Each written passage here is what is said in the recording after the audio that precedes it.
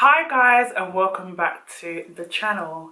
I won't be saying it's been a minute because it hasn't, because I'm right on point, and it is episode 2 of the Mum and Teen series.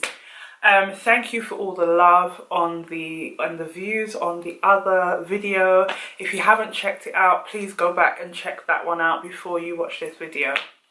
So let's get right into it. So today we are going to be speaking about attitude. Attitude.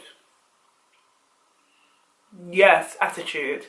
Now, first and foremost, I have to confess that sometimes the way my face is set up, it looks like I've got the world of attitude. However, now I'm not saying however to exit out. The reason why I say that is because growing up, I always used to be told that my face is just set up a certain way and, you know, I look like I'm unhappy. And even sometimes now people say it to me and I'm like, really? I think I'm always funny, laughing, smiling. Like, I'm the funniest person on the planet. Like, I think I should be touring with the likes of Kevin Hart and things of that nature. However, what a person is internally, unfortunately, the surface, people take the surface. So they see you and they make an assumption on the way that you look. Now, pertaining to this, I feel that teenagers definitely, not all, but some teenagers have this issue. And as parents, it is so annoying and very, what is the word? It is very jarring when your child seems like they have this significant amount of attitude, and it's like, how do you deal with it? Now sometimes I just want to pick my children up and just WWE them on the floor. Like, let's keep it 100. For those who are social workers and church leaders and all that, no, I don't do that to my children all the time. No, I'm joking, I don't do that to my children. However, I just feel that it's just like, you know, it gets to a point where you're just like, I'm going to explode. Your attitude stinks. It's vile. But I've written down 3 points of how we are able to address this and tools that we can use. So the first point is one, relating, which is just what I've discussed. I relate with the facial thing and people saying that I'm this and when I'm not, and I'm just this and I'm just that, and they think that I'm this but I'm really that, and it's just all too much. However, it is something that I can relate to, but it's not something that I'm going to tolerate. And as a parent, I think it's important to communicate, going back to communication, to communicate with our children, you know, the factors and the reasoning behind the attitude. Now, one, the scripture said that you should honor your mother and father. I will put the scripture below of where it comes from. Now, that is a very bold statement that is made in the scriptures. And I shared, my children know this already. Now, I am not saying that you must walk around and lay down rose petals for me and this, that, and the other, but you have to have some level of respect. And that goes to my second point, where it leads to respect. And it's actually recognizing that respect goes both ways. So, you know, as much as I am the mother, I am not going to sit here and just be like, you must do this, you must do that, you must do that. There has got to be this openness to enable us to be able to have a conversation and to actually understand why I desire for you to respect me, and also that I must also respect you too. Now, I am a culprit of this. I put my hand up. Sometimes I just like, I'm the mother, you're the child, you're big, I'm small, you know, like Matilda, like, like, I just want to have that level of respect, but I have to reflect on myself and wonder to myself, well, why do I demand that much respect? Why do I think that I need that and I have to have it? Is it something that validates me as a person, or is it something that I am doing to instill in them to ensure that they are of a better person? Now, sometimes, come on parents, we just feel that we should be respected. That's it. And I'm not saying that is wrong, but I'm saying that we need to be a little bit more open to understanding that children deserve the same respect too. Going back to my daughter, because I always like to use examples of my children. For example, my children, one of my daughters are at a very, very like strict school. No, I'll use my oldest daughter actually. She is at a school where there is somebody that's there that walks around and he's in charge of like ensuring that the children don't sit there, they don't do this, they don't do that. But when he walks around the school, he is barking. Like, he is so high up in his rank of his title that he is missing the whole respect level. And it's like, if you cannot respect me as an individual and you're going to go around shouting and barking at me, then I'm sorry, but I'm unable to forgive you. I'm unable to help you, or I'm unable to give you that same level of respect. And when I speak to you, trust me, I'm preaching to myself. And it's, you know, sometimes when you continue to just bark and bark and bark, the person either stops and kind of just can't hear anymore, or they just lose that level of respect. It's like, you know, they don't feel respected, they don't feel valued, they feel undermined. And as parents, I don't think that we should overuse our title and our authority to kind of lower our children down. So respect, yeah, definitely it's a two-way thing. Also, relationship. I think it's so important to build a relationship with your children to the point where you can actually speak to them about why they have this amount of attitude. Because sometimes the attitude can be stemmed from something that has happened in the day, and then they've come home and then mum's on one, and it's just like, fam, like, I just had a hard day at school and then I've come home to this. Like, our home is supposed to be a safe haven. It's supposed to be a place where they feel at ease, that they don't want to run away from. Like, sometimes they just want to run, Forrest, run. Because, you know, it might be there's too much chores, there's too much this, there's too much that. But one thing that I do with my children is I keep a line of communication. And my children can come to me and be like, Mum, today at school, this, that and the other happened, or whatever. And then I run joke like, do you want to get ethnic, or I need to go down there? And, you know, we kind of talk about things and we get things out in the open. But I'm very honest with my children, and if they're in the wrong, that I will let them know that maybe you should have done this, maybe you should have done that. But I think that it's important that children should be able to communicate the way that they are feeling and be like, Mum, I just, you know, it's been a really hard day today and this, that and the other. But sometimes our children do not communicate that to us, and we have to find other ways and means to actually figure out where this attitude is coming from. Could it be their hormones? Are they on their period? Have they had an argument with their friend? Did something just happen on the bus? Have they lost a match at school?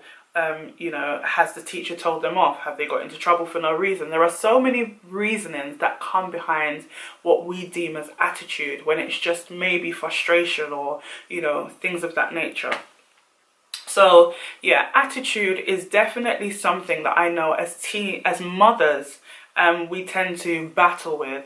But I think it's about finding tools and strategies and ways in which we can, you know, go around these kind of expressions. I think the best thing sometimes to do is also to communicate with your child and say, you know what, the way your face is set up right now and the way my mood is, we're gonna butt heads.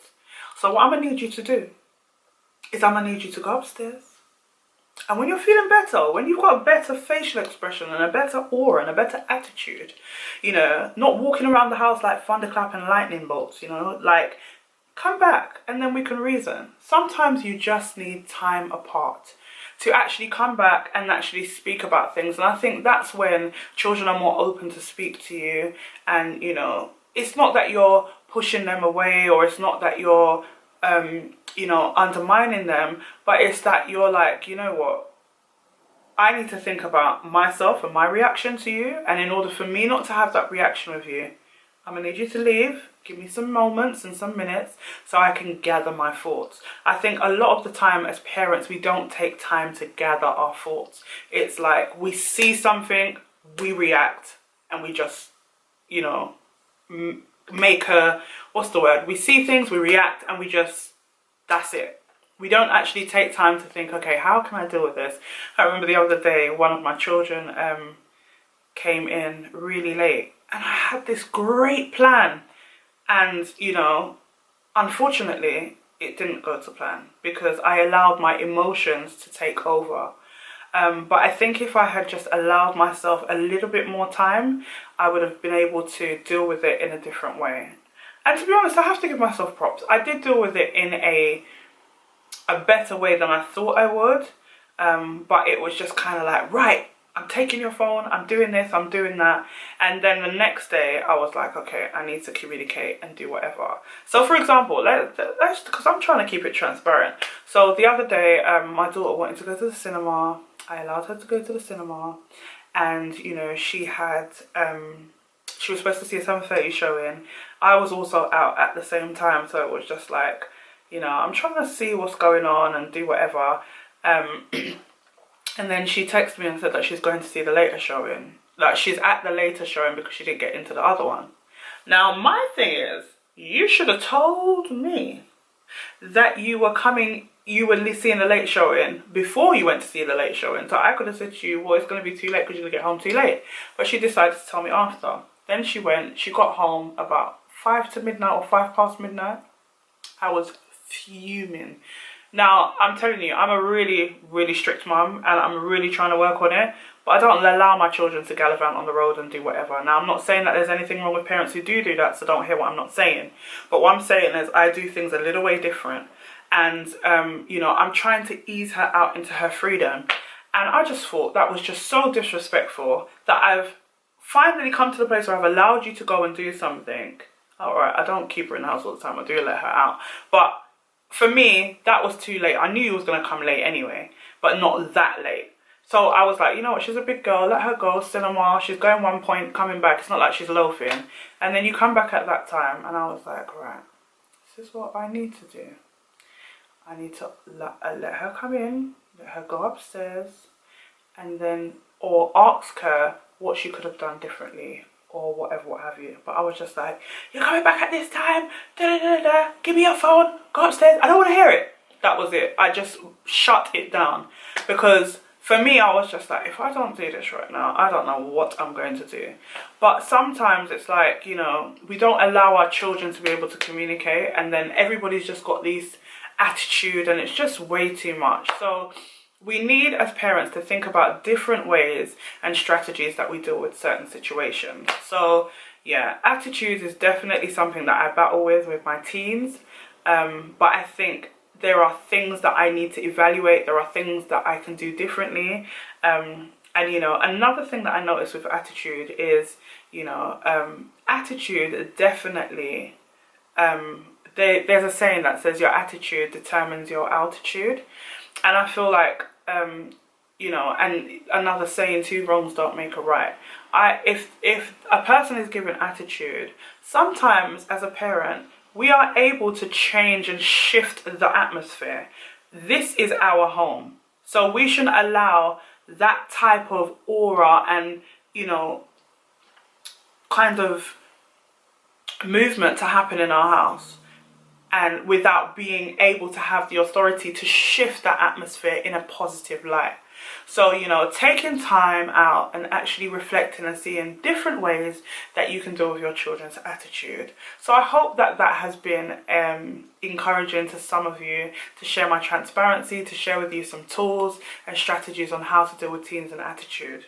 Now, before I go, as last time, from my little good old book, the little book of motherhood, if you can see it there, what these YouTubers do when you do that, but there's no author, but I got it from Paper Chase. So I'm going to read you a quote, and I think it goes so well with this. It says, motherhood rebuilds you. Piece by piece, it transforms you into who you need to be. As with any renovation, there will be mess, lots of it. How phenomenal is that quote? Motherhood is definitely a rebuilding tool. Day by day, I have to rebuild myself and ensure that I know that every day is not going to be the same, and every day I'm going to have to use different strategies and different tools. I'm going to have to learn different things about myself and learn different ways, and, you know, look at myself, reflect and be like, okay, you could have done this better, you could have done that better. But also that when you are in a transformation, or with any renovation, it causes mess. And, you know, in order for you, when you have that mess, it is for you as a parent to be able to tidy it up and clean it up. So just like a room, you come into a room and it is just absolutely messy. Your mind is not able to function properly. You know, you just feel all over the place. Plus then the children come and it's just all too much. And that is the same with us and our families and the attitudes that we bring into our house. We have the ability to change and renovate and you know, create a clean place and a place that recognizes that there will be mess, but also recognizes that we have the ability to clean it up. So I hope you have been encouraged. I love you all. I feel like I've gone way over time, but I will definitely see you in the next episode. So please do comment, share, subscribe, at somebody, do whatever you need to do, but just ensure that you subscribe to the channel and help to build the vision and also to get a lot of mums seeing this series. So I love you so much. Thank you for tuning in and take care. Bye.